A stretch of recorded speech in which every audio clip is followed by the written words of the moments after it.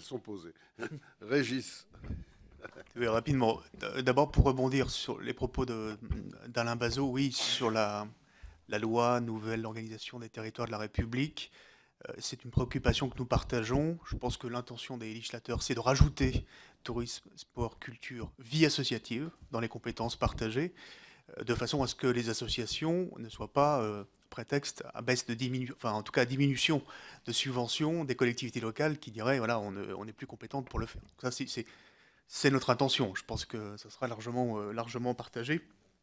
Vous avez évoqué la sécurisation des règles sur la déductibilité des dons. Ça, c'est très important, mais évidemment, donc là, on fait tout ce qu'il faut aujourd'hui pour que l'administration fiscale puisse appliquer des règles partout sur le territoire, de la même façon pour les associations qui sont décentralisées que pour les grandes associations qui sont au niveau national. Il y a bien sûr l'uniformisation aussi des règles par rapport à ce que vous avez dit sur l'intérêt général. Donc ça, c'est quelque chose qu'il faut qu'on fasse remonter dans le rapport, bien évidemment.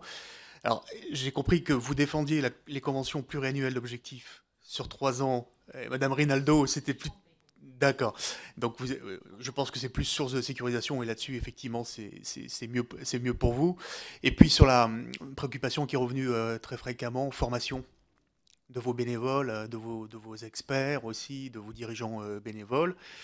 Là, effectivement, il faut qu'on fasse des efforts parce qu'on voit bien que les crédits d'État, bon, même si ceux-là sont les mêmes. Alors vous, il y a une diminution sur le terrain parce qu'après une répartition régionale dans les BOP budgétaires, mais ça ne suffit pas. Aujourd'hui, il faut aussi regarder comment les fonds de formation professionnelle, comment les fonds de formation bénévoles qu'on a créés dans la loi ESS aussi peuvent venir compléter. Et puis vous savez qu'il y a un rapport qui doit nous être remis par le gouvernement sur les congés d'engagement bénévoles.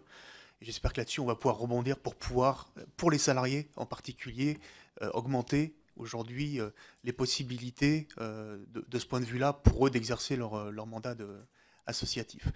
Je voulais terminer sur une question plus générale. Est-ce que la loi ESS va vous permettre, au mouvement, aux associations consuméristes en particulier, de pouvoir prétendre, en s'inscrivant dans sa disposition notamment et sa reconnaissance en termes de statut, dans les dispositions qui vous permettront de vous ouvrir à d'autres financements, une diversification de financements qui sont prévus dans cette loi. Jean-Noël.